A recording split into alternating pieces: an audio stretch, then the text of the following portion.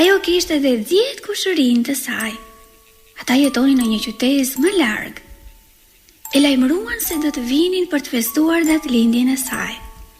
Kur mësoi se do t'i vinin kaq shumë vizitor, mamaja Lepurusha u shqetësua shumë.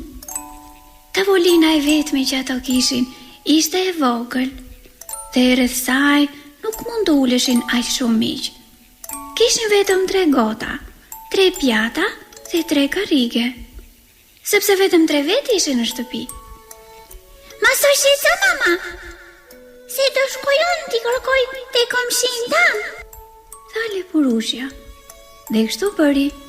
Troketi në shtëpinë e Arushave që kishte pranë dhe teto Arusha i dha 10 karrige. Zonja Mace e ndihmoi me 10 pjata. Bretkosat e ndihmuan me filxhana, kurse urithët me luge me piruj. Më në fund, mamaja e Lepurushes u qetësua. Me ndihmën e fëmijëve të saj, gjithçka ishte në vend. Po prisnin, por kushërinë e Lepurushve nuk po vinin.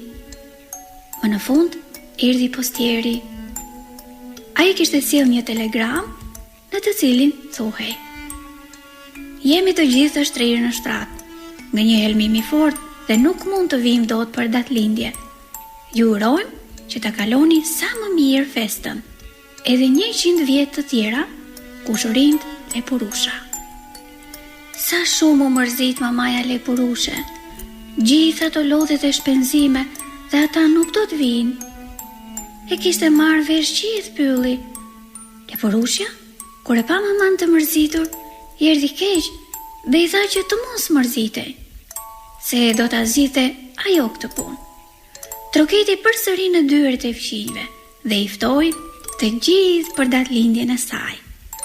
Erdhën 4 motrat bretkosa, erdhën kotelet, Arushët, urithët dhe i riqi. U bën 10 vet. Po ai sa do bëheshin edhe kushërinë Lepurusha.